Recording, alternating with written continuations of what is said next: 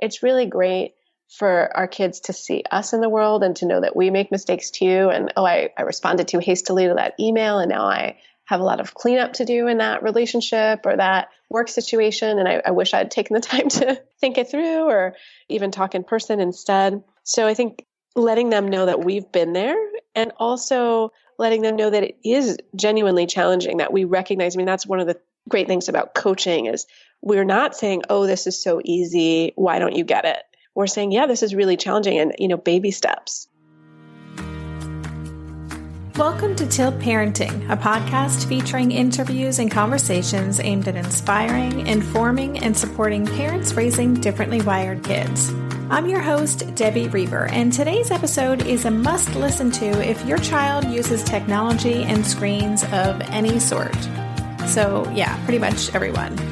My guest this week is Devorah Heitner, an expert on young people's relationship with digital media and technology. Devorah is the author of Screenwise, Helping Kids Thrive and Survive in Their Digital World, and founder of Raising Digital Natives. And her mission is to cultivate a culture of empathy and social-emotional literacy. Devorah's work has appeared in the New York Times, the Washington Post, the Wall Street Journal, Time Magazine, and Education Week. And she also did a fascinating TEDx talk a few years back called The Challenges of Raising a Digital Native, which I highly recommend you check out. I will link to that TEDx talk in the show notes. Today, Devorah and I talk about kids' relationship with screens, everything from the specific challenges related to screens and technology for differently wired kids, to how we as parents can start being effective mentors for a child when it comes to helping them develop healthy screen habits. I asked Devorah the big questions I hear all the time from parents, like, how much time is too much time on screens? Does the type of activity our kids do on screen make a difference when it comes to setting limits? And much more. I hope you get a lot out of this interview. And by the way, in each episode, at some point, I refer to something called the show notes. And I realize that not everybody knows what I mean when I say this. So essentially, for every episode of the podcast, I create a post on the Tilt Parenting website for that episode. And on that page, you can listen to the episode itself. You can read a short description of the episode and read a brief biography of that week's guest. And I also include a bulleted list of the key takeaways for each episode. And then I list out all the resources that came up during the conversation. Sometimes our guests share their favorite books or websites or other thought leaders on this subject. So I capture all of those. So if listeners want to dig deeper and explore those resources, they don't have to go tracking them down. They can just link directly from that page. So if you ever want to access the show notes for a particular episode, there's two ways to do this. One is to go to tiltparenting.com/podcast. And on that page, you'll see a listing of every episode I've done to date, all 127 of them. And then you just click on the episode you're interested in, and it will take you to the show notes page. The other way is to listen to my outro at the conclusion of the interview each week. I will tell you what episode number it is and give you the direct URL. So for instance, this week is episode 127. So the direct link is tiltparenting.com/session127. So you get the point. Anyway, I just wanted to do a quick PSA on this because I wanted to make sure you were aware of this extra content that you can find online for every episode. And before I get to the conversation, if you get value out of this podcast, please consider supporting it by making a small monthly contribution to help me cover the cost of production. There's an easy way to do this through an online platform called Patreon. So I have a Patreon campaign for Tilt Parenting and this podcast, and it's funded by listeners like you. And that helps me pay my editor, Donna, who takes the recorded interviews I do, intros and outros like this, cleans them up, edits them, tags them for iTunes, and uploads them onto my Sound account. I also have someone doing transcriptions for the episode, and so that is helping me cover the cost of that. So outsourcing those jobs saves me hours of time each week, and it allows me to focus on all the other pieces of keeping Tilt going and supporting this community, like the new Tilt Together groups we're starting to get going and other initiatives that I'm trying to work on developing. So if you want to support those efforts, you can go to patreon.com/tiltparenting, and Patreon is spelled Patreon. And you can also find a link on the Tilt Parenting website on any of the show notes pages, and it's super easy to sign up. So thank you so much for considering. And now, here is my conversation with Devorah. Hi, Devorah. Welcome to the podcast. Hello. I'm really happy to be having this conversation about something that is just such a relevant part of our world for all parents, but I know this is something that comes up a lot in Facebook groups that I'm in, and just parents really wanting more information and tools and just how to frame our thinking around screen time. And you kind of wrote the book on it, so I'm really excited to talk with you about this today. Thank you. So your book, I just want to start with the title of your book, which is Screenwise, which I just love that title. And I just would love to hear from you what Screenwise means. What is loaded into that term?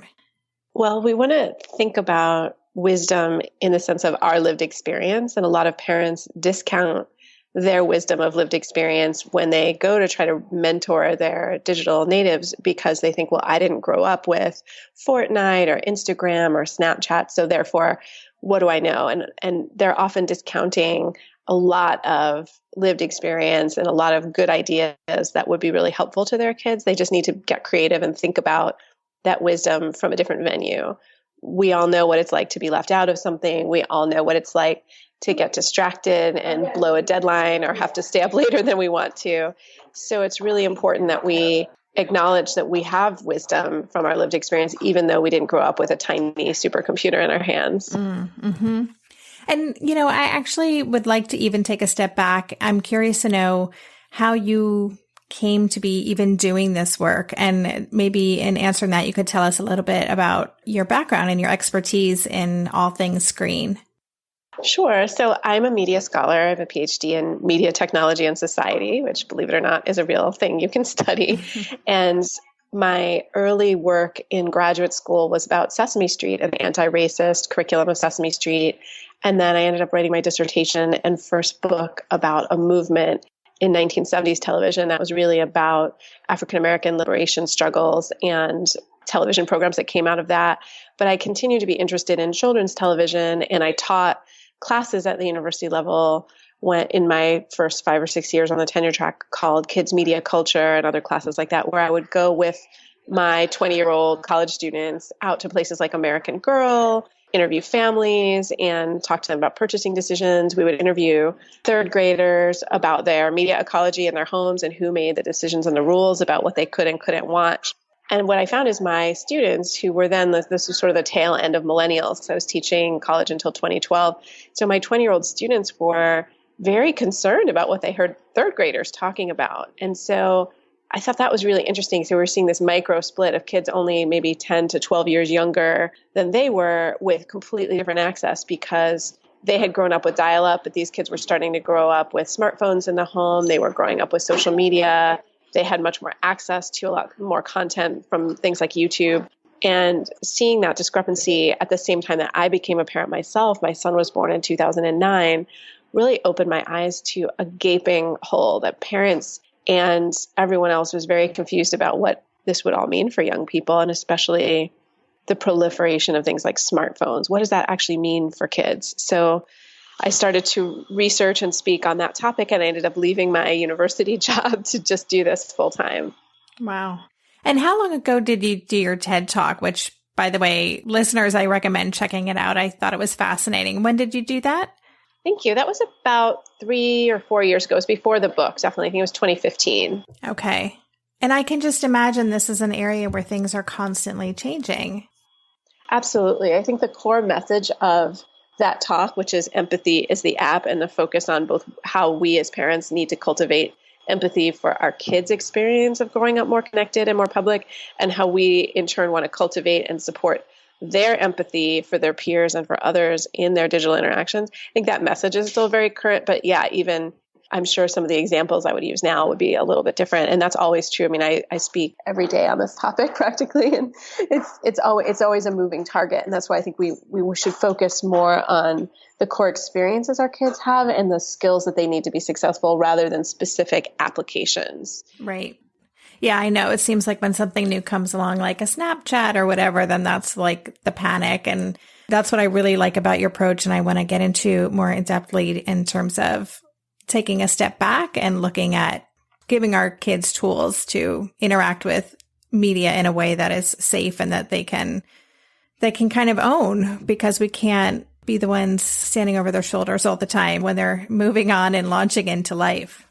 Yeah, and especially as parents of kids who are quirky or neurodiverse, we're already thinking about self-regulation. And I think this is an area where, in some ways, we have a lot in common with parents of neurotypical kids, where sitting on them to get them to do what you want isn't the thing that will keep them from playing Fortnite all night in college, right? They actually need to learn self-regulation because there's not going to be someone guiding them forever. Mm-hmm. And so we may have a bigger lift sometimes with some of our kids, teaching them how to self-regulate around these issues. But truly, all the parents I meet are finding that tech presents some challenges to their family or their kids. So let's talk about the challenges. I just think listeners are going to relate to many of these. So I'm curious to know, what are the broad challenges? You know, you just mentioned self-regulation as being something that really all parents are concerned about. What kind of challenges do you see, generally speaking, and then any that are really specific to parents raising differently wired kids? Sure. I mean, relationships can be a challenge for all of us and for all kids growing up today, and for adults who manage a lot of our relationships digitally. Just figuring out, what are the differences in disclosure versus discretion in social media versus a face-to-face conversation? What is the expectation of frequency of contact in a digital relationship? If someone texts me, what's my obligation to text them back right away? Is it different with email? Is it different in different genres of social media? Is Snapchat different than Facebook? All of these things have a million unspoken rules. And I've written a little bit about the kind of rules that kids come up with in their own communities. If you have a kid who has a hard time figuring out the unspoken social rules in verbal communication, they may do better with digital communication because there might be a way to be more explicit, or it may be just as challenging. So, I think we all know kids who are not great at face-to-face communication, but maybe they're really great at video games. How can we as parents use the video game maybe to help our kids build some face-to-face social skills, whether it's inviting friends over to play the game but insisting that they also unplug for some of the time? Or are there other ways that we can use their interests and their skills to bridge into areas of strength? Right.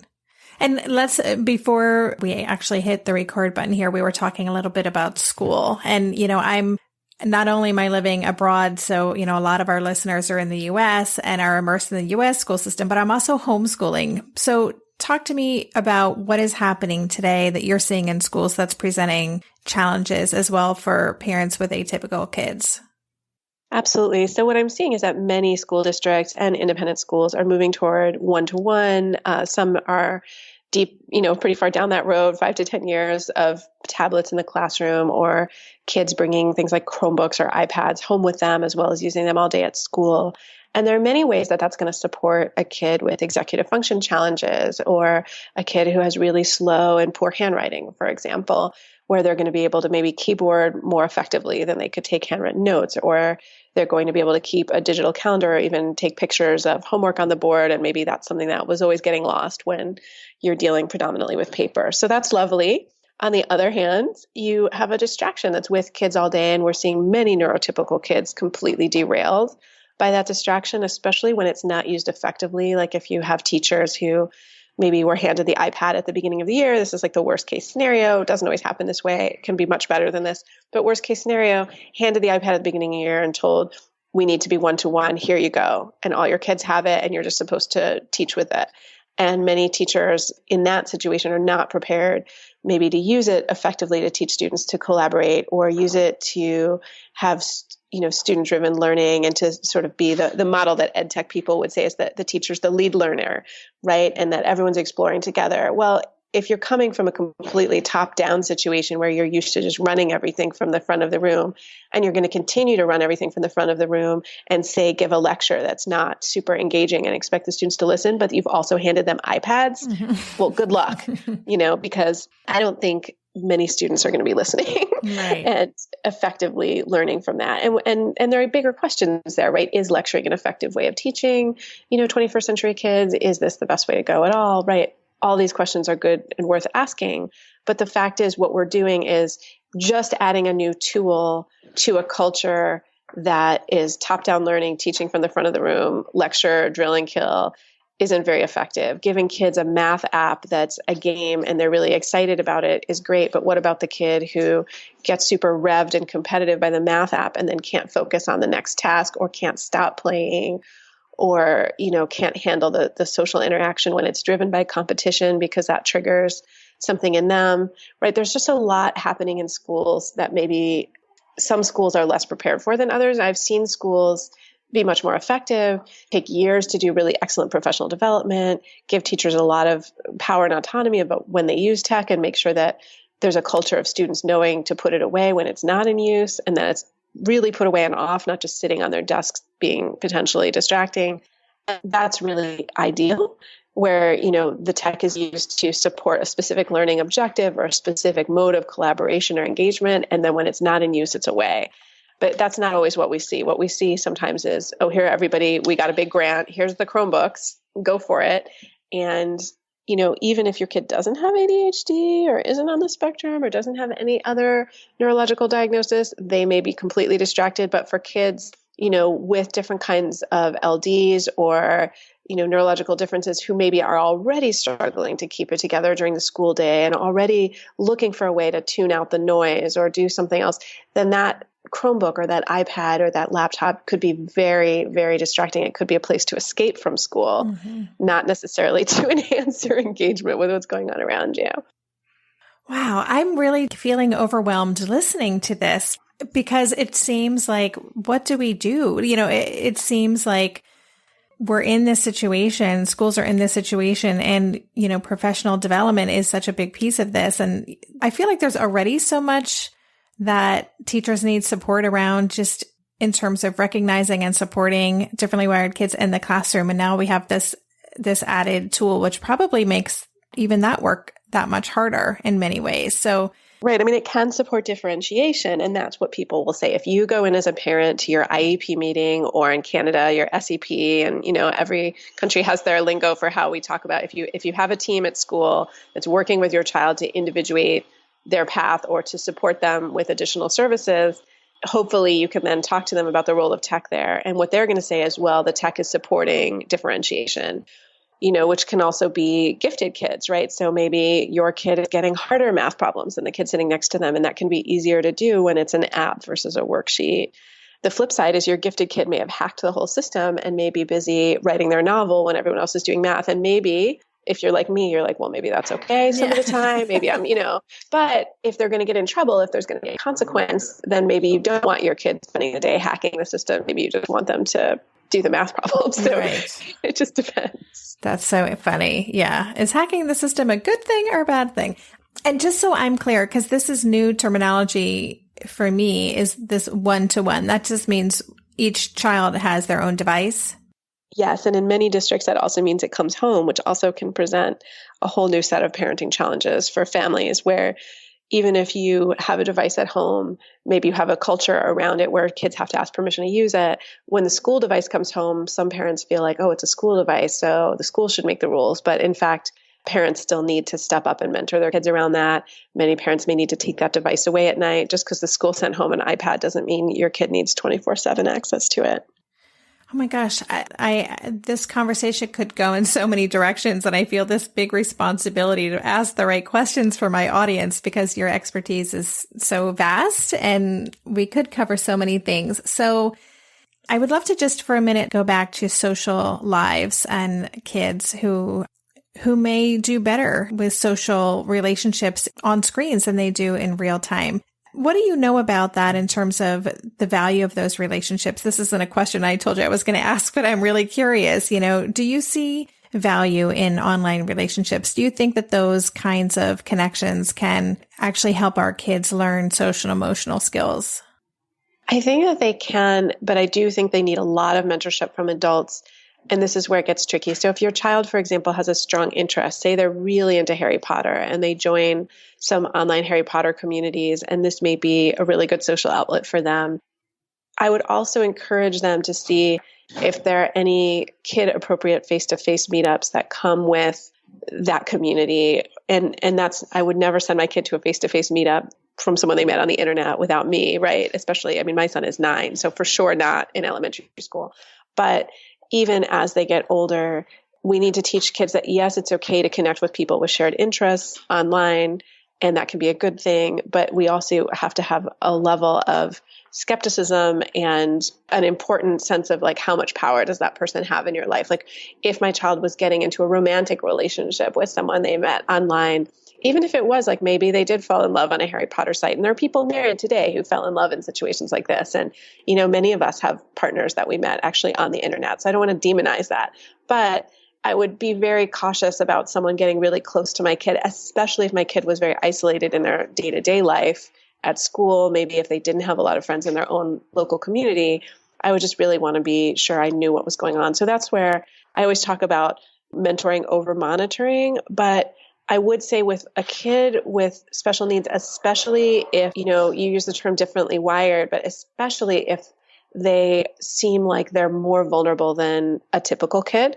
or if they're more trusting, maybe if they have a history of maybe like having a lot of trust with people, sometimes inappropriately, then I would say some monitoring might be appropriate. And that's something I would disclose to them. I wouldn't go into covertly monitoring kids. There are very few cases where I feel like covertly monitoring makes sense. But I think letting your child know, hey, I have access to your communication, and I'm not here to mess with, you know, what you're doing, and I'm not here to not let you make friends online. But it's important that someone else is able to look at some of this in case there's ever a situation that worries us.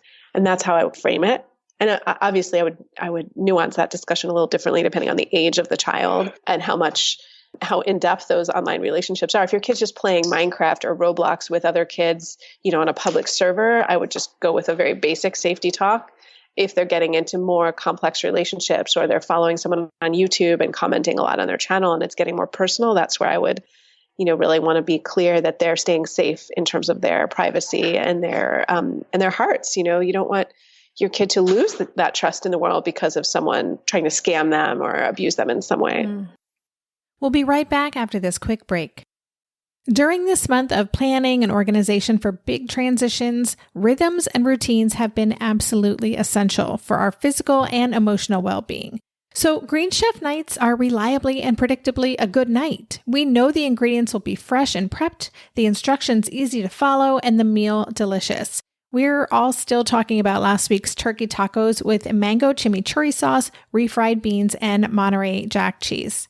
Green Chef contributes to a healthy lifestyle with easy and delicious menus like fresh seasonal salads and grain bowls. And with over 80 weekly meal and market options, plus rotating options to suit a variety of lifestyles, whether Mediterranean, plant-based, calorie-smart, keto, protein-packed, gluten-free, there are always plenty of options to choose from. Whatever you select, you'll get farm-fresh ingredients, organic whole fruits and veggies, and premium proteins, all delivered straight to your door. I love those 4 words, straight to my door. Oh, and one more thing I love about Green Chef, they have an app, which means it's easy to manage meal preferences and delivery from your phone if you want to. And I, for one, want to. I am in that mode where I'm making the most of little moments like waiting in line at the pharmacy or for the F train to pull into the station to tackle all of those to-dos. So the convenience of an app is key for me. Green Chef has a special offer for Tilt listeners. Go to greenchef.com/tilt50 and use code TILT50 to get 50% off plus 20% off your next 2 months. That's 50% off plus 20% off your next 2 months when you use the code TILT50 at greenchef.com/tilt50. Maybe I've watched too many seasons of The Amazing Race, but every time I have to go somewhere on the subway, I treat it like a competition. It's all about making the right gut decisions about which route will get me there the fastest. Sometimes those decisions get me where I'm going early, and other times my gambles don't really pay off. Probiotics can't help with most gut decisions, but if your gut needs a little support, Ritual has your back. Their Synbiotic Plus, a 3-in-1 supplement, has clinically studied prebiotics, probiotics, and a postbiotic to support a balanced gut microbiome. I've been using Synbiotic Plus for about 6 months now, and it's become a core part of my morning routine. I take the mini capsule every morning while making my way through my inbox, whether I'm at home or I'm on the road, because it doesn't need to be refrigerated. And the capsule itself is delayed released, which helps it survive the harsh conditions of the upper GI tract for delivery to the colon. And that's exactly where we want it to go. Ritual invested in a study modeling the human colon, which showed that Symbiotic Plus significantly increased microbial diversity and the growth of beneficial bacteria. There's no more shame in your gut game. Symbiotic Plus and Ritual are here to celebrate, not hide your insides. Get 25% off your first month for limited time at ritual.com/tilt. Start Ritual or add Symbiotic Plus to your subscription today. That's ritual.com/tilt for 25% off. Yeah, I mean, you talk about this idea of being tech savvy, and that's something I think a lot of us we believe our kids are way more tech savvy than we are. Then there's also this wisdom that we as adults bring to the relationship that we don't necessarily need to be tech savvy to be able to share that. Can you talk more about the distinction between those two things? Absolutely. So our lived experience helps us know, wow, if I go down this road in this group text, it's going to lead to conflict and some difficult conversations. Or if I see a picture where I'm left out, I probably don't want to call the person and yell at them, because that's not a good way for me to continue the friendship. So it's important for us to bring in that knowledge of previous experiences and our knowledge of, oh, where is this going to go? Whereas our kids may react much more impulsively to experiences, whether it's seeing a picture where they're left out or getting a text and feeling like they have to respond, even if it's in the middle of the night. So we can really counsel them to be patient, to think through their response, and also to let them think through how to repair if something goes wrong, if something goes awry in a conversation with someone else. Mm-hmm. And this is really where then that mentorship comes in. And I love that you use that word. You know, I think of us as parents often as, and I refer to this with myself and Asher, you know, that a lot of what I do is coach him. You know, I see that as a big part of my role, is to look for opportunities to help him strengthen areas of lagging skills and the executive functioning and all of those things. So can you talk more about how you see our role as parents as mentoring our kids? Absolutely. Some of it is just sharing our own experience. I mean, if I run into something in my own Twitter, Facebook, world that is uncomfortable or difficult, I might have a solution, or maybe I didn't handle it well, so I can share that with my kid, or hopefully I did handle it really well and I could share that story. But just the ways we curate our experience day to day, the way we might see something that we don't like or makes us uncomfortable, we can share that with our kids so that they know, oh, that's a behavior that might make someone uncomfortable. It's really great for our kids to see us in the world and to know that we make mistakes too. And, oh, I responded too hastily to that email, and now I have a lot of cleanup to do in that relationship or that work situation. And I wish I had taken the time to think it through or even talk in person instead. So I think letting them know that we've been there, and also letting them know that it is genuinely challenging, that we recognize, that's one of the great things about coaching is we're not saying, oh, this is so easy, why don't you get it? We're saying, yeah, this is really challenging, and, baby steps. So it sounds like just talking out loud about our experience, modeling our own kind of navigating tricky online situations or virtual relationships is important.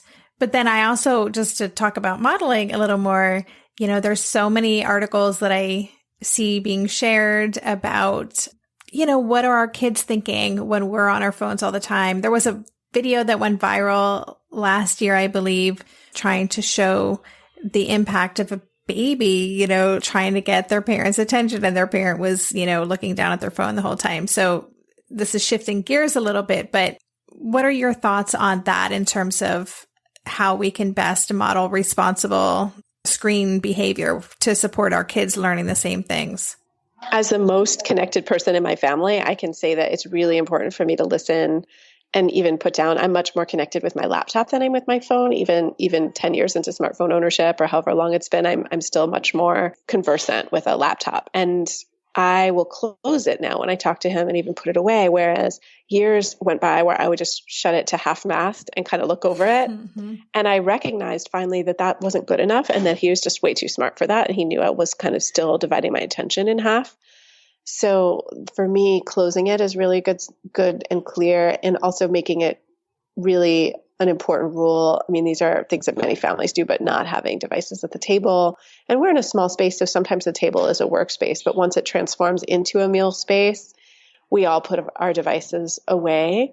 And I think that's really important. And then also just recognizing what are the habits of mind that we're cultivating. If every time we have a question about the world, we immediately Google the answer, we're not really letting curiosity or other kinds of research methods bubble to the top. And we certainly all have search skills in the family to find the answer maybe on Google, but there may be other reasons to be patient and wait to find out the answer. Or we also don't want to undermine our own authority with our kid, right? If you want your kid to ask you the hard questions about God or sex or death or Santa Claus or whatever it is, you might not want them Googling it, right? And so being really clear with kids about what the big issues in life are and how maybe they should come to you first and not Alexa or Google.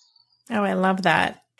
Well, let's talk about, guidelines now. Again, jumping around, but you were talking about some of the habits you're trying to foster, the rules that you have about no screens at the table, which I totally agree with.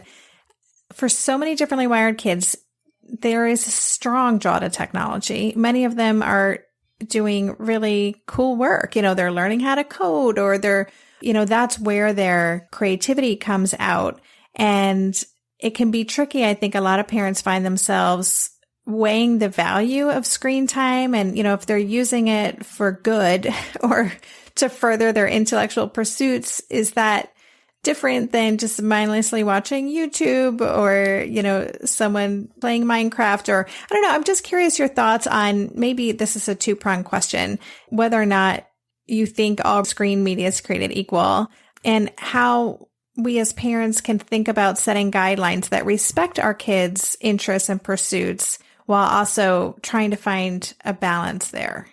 Absolutely. Screen time is in some ways an obsolete term. I mean, I think we all still are using it, but I would love to get people beyond it, because it's not really descriptive. If I use Google, the Google lady tells me how to get somewhere, and then I use the Mark Bittman app to cook my dinner, have I used up all my screen time and now I can't watch on Netflix? I mean, is that even a useful way to think about how I use technology to get me through the day? Right. So I really like Howard Gardner's term app enabled versus app dependent. And I think we all want to raise kids who sometimes are enabled by apps. And, whether it's my kid making a Lego animation or another kid using speech to text, or, kids who are coding and creating things. And absolutely active and creative use is different than passive use. They're both good, right? When we're passively reading a book, in some sense, that's passive use of technology, right? We're just taking it in.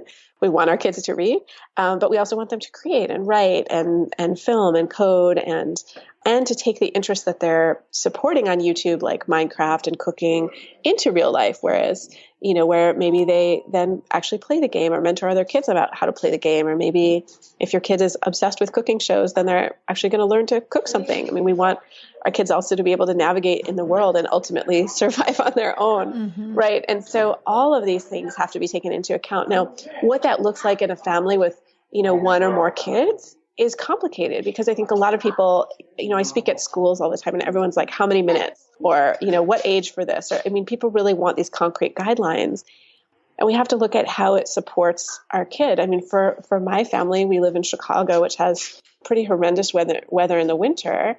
And so we absolutely have more screen time as a family in the winter. In the summer, if my kid asks for a second show, I'll be like, go outside. If it's, super freezing cold, I might say, well, do something different with a screen, or do something different in the house. Like maybe make some videos, or maybe you want to do an interactive game, but maybe you can't watch another show if you've watched a show or two, right? So we're trying to change it up.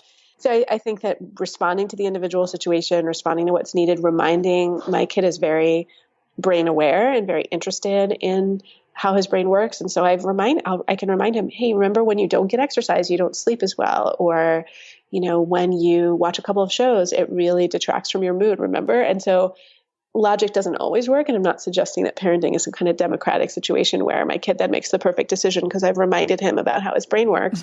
But if you have a kid who's interested in that and wants to be at their optimal functioning, you can certainly try that strategy. A lot of kids also need a little come down time from really intense interactions, especially video games. Mm-hmm. So if you think about it, if you were driving a race car, performing brain surgery, and then you immediately had to be at a dinner party without even so much as a commute home, you might have a hard time switching gears. And that's a bit what it's like to ask your child to come to dinner from playing an intense video game. And so talking to kids about building in that transition time, whether it's breath work, a few jumps on a trampoline, jog around the block, most kids will need some transition time to move from certain kinds of intense tech engagements into dinner and with the family where you're going to expect them to interact and make eye contact and other things. Mm-hmm.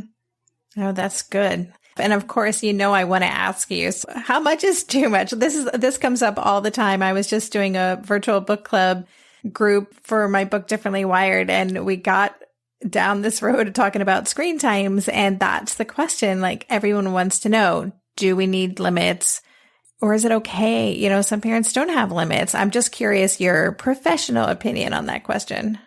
Some kids, for sure, well, all kids probably need some limits. Some kids need a lot more active role in, by us in placing those limits. And whether you use some external thing, some people use apps or products, Circle or other things to like actually shut their kids down at a certain time or shut off the family Wi-Fi at a certain time.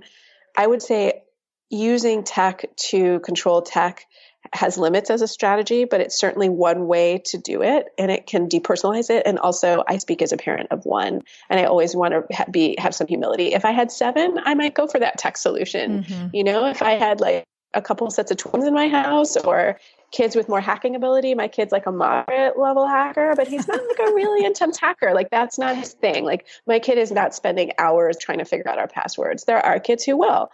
If I had that kid, I might have a more sophisticated system. Mm-hmm. My system right now is that we have the password for everything. And in order to use it, he has to ask us to use it. We put in the password, and then we have quite a lot of control that way. That's a very basic way of having control. It's not his device, it's my device. If I don't put the password in, it's a useless device for him. So that's a very simple thing to do. But again, everybody's situation varies. But I would say if you're using tech to control tech, I would also make sure you're still having the conversations. Because the thing is, even if you're using a filter or using tech to enforce your rules, that it's not giving you the information you want about your child's mood, about their sleep, about the quality of the interactions they're having. A lot of parents will say, oh, should I let my child have this app? Well, if your child doesn't have friends, then who are they on Snapchat with? I mean, that's really the question, right? So I would really look at what are the relationships that are going to be growing or enforced or reinforced in this space. If your child's going to play Minecraft, it's very different to set them up to play with their cousins than to let them play on a public server with just anyone. And, your 7th grader could be fine playing on a public server. But again, look at your child. Is this a kid who's made good decisions in the past about disclosure versus discretion? Is this a kid who might be kind of vulnerable? Is this a kid who's going to pick up language and not know how to not use it? In that case, you may not want them playing on a public server because they are going to learn some words. If they haven't learned them already, they're going to learn them playing games with kids on servers. Right. So you talked about, that your son is, one of the things you're doing is helping him remember, recognize that, I don't sleep as well when I don't get as much exercise, or, and that he's interested in that. And Asher's similar in that way. I think that speaks to kind of what our bigger goals are for our kids in terms of the relationship we want to help them develop, the healthy relationship we want them to develop with regards to phones and computers and screens in general. So just taking a big zoom out, what are we working towards here? What should our goals as parents be for our kids to successfully launch and have a healthy relationship with technology? That is a great question. I mean, what we want is for kids to be able to pull back and look at, wow, I had a week where I spent a lot of time playing video games and it kind of wrecked my sleep. But wow, it was that really fun that one time on the weekend where, I did play, a lot with my friends and I got really good. And so maybe I need to mostly play on the weekends. Like maybe school nights aren't so great for video games for me, or, to make those kinds of conclusions. And, you see kids who are 10 and they're ready to make those great decisions. And then you meet young people who are 17 and they're really not making good decisions. So it's going to vary over the course of somebody's life. But I wish that I knew as much. I mean, my son's very keyed into the relationship between exercise and his mood in a way that it took me to my late 30s to get to. So I'd like to think we helped him, but honestly, he's just living in a world where there's more exercise literacy, and that's great. And so if we can get there with screens, if I can say, wow, my brain feels really fragmented because instead of turning off the Wi-Fi during part of my workday so I could just write. I spent the entire day being interrupted by email and I never turned it off. I'm going to see if I feel less fragmented tomorrow if I take 2 hours after lunch when I don't have any calls on my calendar and just write with my email and social notifications turned off and see if I get more done, see if I feel more focused. And having those conversations again in front of our kids, letting them know that sometimes we have to take apps off our phone because they're a distraction, talking with them about, all the research about distraction, it's really helpful because they can get there. Now, again, that doesn't mean that they're never going to stay up all night, doing something we wish they wouldn't. And so it's also about, do you have a kid who can then learn from those natural consequences? Because sometimes kids will do that once or twice and be kind of wrecked and say, okay, that really wasn't great. Other kids, it keeps happening and it really could be hard on their mental health or their grades. And we might have to take sterner measures and say, okay, I'm going to just take this device at night. This isn't working. We'll be right back after this quick break. Hey there, it's Debbie. I love making this show and sharing conversations about how to support our awesome neurodivergent kids. I've seen how even one little insight from an interview can spark a big shift in daily life. But I know that raising complex kids can be messy and lonely. And just when we think we figured it out, something comes up that boots us right back to feeling overwhelmed and stuck. That's why I've poured everything into creating a way for parents like us navigating complex parenting journeys to join together and chart a path that feels positive, hopeful, and doable. It's the brand new Differently Wired Club experience. In the club, you'll get personal support from me and other seasoned parent coaches, 6 live calls every month where you can connect and get your personal questions answered, the opportunity to learn directly from authors and experts like I have on this show, monthly themes for getting specific and tactical, an exclusive private podcast feed, and the best, most generous community of parents. Seriously, these folks show up for themselves and each other, and that right there is really everything. Because it's a daily reminder that we're not alone. Our kids aren't broken, and we have totally got this. The recently rebooted Differently Wired Club is on a brand new platform with its very own iOS and Android app. It is such a great space. However you learn, whatever your style, no matter the ages, genders, and neurodivergent profile of your children, the Differently Wired Club can help you cultivate the positive shifts you're hoping for. Join us today by going to tiltparenting.com/club. That's tiltparenting.com/club. I hope to see you on the inside. Are you overwhelmed by the things that get in the way of you doing what you want to do? Are you looking for ways to simplify life to better align with your values? Do you want to create space in your schedule so you have room for more of the good stuff? Play, joy, relationships, gratitude, and more? If you answered yes to any of these questions, I invite you to check out Edit Your Life, a podcast to help you edit the unnecessary from your life so you have more room to enjoy the awesome. Through episodes with me, Christine Coe, and a range of super smart, compassionate, and thoughtful guests, you'll come away with big picture insights and practical ways to declutter your home, schedule, and mental space without getting bogged down by perfection. I have always believed that small moments and actions matter tremendously. My goal is to help you find agency and space in your life through doable baby steps that will leave you feeling accomplished instead of overwhelmed. Check out Edit Your Life wherever you enjoy your podcasts. So for parents listening, I feel like, this is a hard question to answer, but even just a couple of strategies, like, or maybe kind of your top tip for parents. I love what you just said. It seems like it's really just understanding and really getting to know who your child is, how they relate to technology, and being very, very individualized. Like there's no one size fits all solution, but you have kind of one strategy or word of advice for parents who are maybe feeling overwhelmed. Maybe they feel like their kids have developed habits that they wish they could put the brakes on, and maybe they feel like that's not possible. Like, how do they begin to develop this more positive mentorship role to support their child? Well, I would say try to play what they play at least a little. If your kid is really into something, have them teach it to you. Not that you ever want to get in there to like one up your kid. I mean, let them be better at Minecraft or Fortnite than you, please. Right? You have other things to do, surely. But know enough about it to understand what it is. If you're curious, if you even want to let your kid dive into something, like a lot of parents aren't sure about Fortnite. And that's a valid question, right? It's a shooter game. It's, it's not for my 9-year-old, right? It might be for your 15-year-old. It just really depends. But you want to look at diving into some information about it, but as much as possible, stay curious about what your kids are into and think about what they're getting out of it. Why would your kid love Instagram? Maybe it's all about the filters. If your 6-year-old asks for Instagram, it's probably not because that's where her friends are or because she wants to communicate with her friends. She probably saw pictures with a cool filter. Well, maybe you could let her play with Photoshop or one of the sort of cheap alternatives to Photoshop, right? Maybe she just wants to, mess around with images. So the more we know about what our kids are into, the more we can actually find age appropriate ways to support those interests.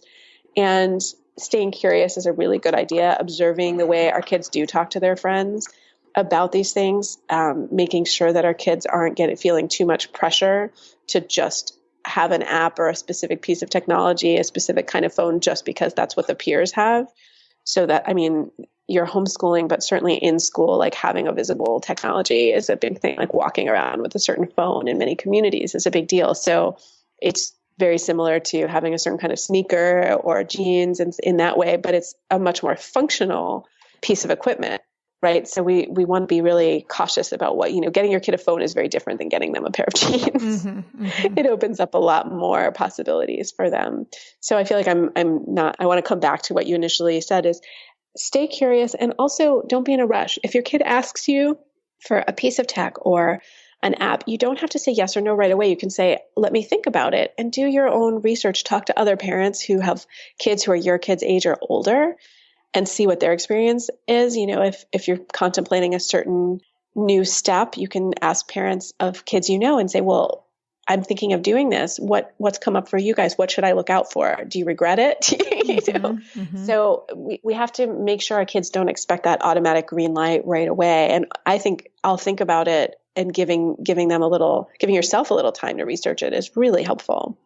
Yeah, I found when I've used that, or my husband is a gamer, and then I always say, your dad needs to explore this and we need to discuss it. And I'd say half the time he ends up losing interest and moving on anyway before we even get back to him. So I like taking the time and not rushing into something. Exactly. I think that's a good strategy for all of those reasons. And then, if your kid's still asking week upon week, well, then maybe this is something that they're really interested in. And that, again, doesn't mean you have to say yes, but it's certainly an interesting sign. Just like, if your kid wanted to take up a certain martial art or, was really interested in, something kind of esoteric and you were about to spend a lot of money to help them pursue that or, a lot of time, it'd be worth kind of seeing, are they still interested in 2 weeks, right? That's a fine strategy for many things with parenting. For many things in life. Yeah. Yeah. I asked myself that too, am I still, when I thought about writing Screenwise, I was like, well, let me see if I still want to do this in a month. Let me just write a bunch of things. And then months went by and I was writing more and more. And I thought, yes, I do want to do this, but it's worth checking that before you commit to a big project as an adult as well. It's so true. It's so true. Well, you mentioned Screenwise. So can you tell us where people can reach you and learn more about your work and about your book? Absolutely. So Screenwise is available anywhere you can buy books, and it's come out in a couple of other languages as well. So in the US, all the online retailers and bookstores should have it, and same thing, elsewhere, and your library too. And my website is raisingdigitalnatives.com, and that's where I blog and where you can also sign up for my list. And I send about once a month a new post out to people with new information. So I've been writing a lot this summer about YouTube and advising people on what to do if their kid wants to start a channel, how to manage the YouTube things kids watch. And those are the kinds of things I like to share with parents, or kind of big ideas about friendship and kids in the digital age. And it's also a place where people sometimes send me questions that then lead to things that I write, which I really appreciate. So I'm always grateful if someone sends me a question that maybe sends me down the road of writing a new article or adding something to my talks. Oh, that's great. Well, super interesting. Again, there's so many things we could talk about, but I appreciate all the wisdom that you shared today. And I encourage listeners to definitely check out Devorah's website and her book, Screenwise, which I read and really enjoyed. And thank you again for stopping by today. I really appreciate it. Thank you. I love what you're doing with Differently Wired and with the podcast. And I think there's just so much that's exciting and fun. So I guess that's the other thing I want to leave parents with is you could have a lot of fun making a YouTube cooking channel with your kid or, coding with your kids. So don't discount the fun factor. Yes. Thank you. Thank you for that. You've been listening to the Tilt Parenting Podcast. For the show notes for this episode, visit tiltparenting.com/session127. Because the audience for this podcast has grown substantially in the past few months, I wanted to share with you one of the free resources I offer on Tilt Parenting, in case you're new to Tilt or you haven't had a chance to poke around on the website. So far, nearly 1,500 parents have participated in the Differently Wired 7-Day Challenge.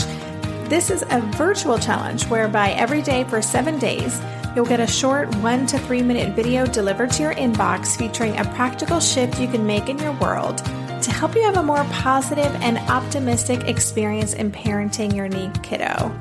You'll also be invited to join a private Facebook group with other parents who have participated or currently are participating in the challenge. And I've heard from parents that the challenge has made an immediate difference in their day-to-day life, which is fantastic because that is exactly why I created it. So I would love for you to join in. It won't add more to your plate, I promise. Rather, it's going to give you some food for thought as you go about your daily life. So to get started, just sign up at tiltparenting.com/7day. And a quick reminder, if you haven't had a chance to check out my new book, Differently Wired, and you want to see if it's for you, don't forget you can download the first chapter and table of contents at tiltparenting.com/book. And if you have read it and like what you read, I would be grateful if you would consider leaving a review on Amazon. And if you have an account on Goodreads, go ahead and leave one there too. Those reviews mean more visibility for the book, and I want to make sure the people who would benefit from its message can easily find it. Lastly, I couldn't end a podcast without my weekly reminder to leave a rating or a review or both for this show on Apple Podcasts. Thank you for considering doing that. That really helps our podcast stay highly visible in a world of thousands and thousands of podcasts and more popping on every day. So thanks so much. And thanks again for listening. For more information on Tilt Parenting, visit www.tiltparenting.com.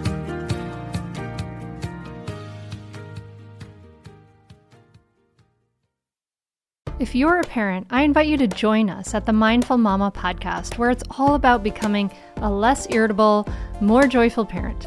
With sometimes hilarious and always thought-provoking experts and friends, at Mindful Mama, we know that you cannot give what you do not have. And when you have calm and peace within, then you can give it to your children. I'm Hunter Clark Fields, and I can't wait to see you there. Listen in to the Mindful Mama podcast.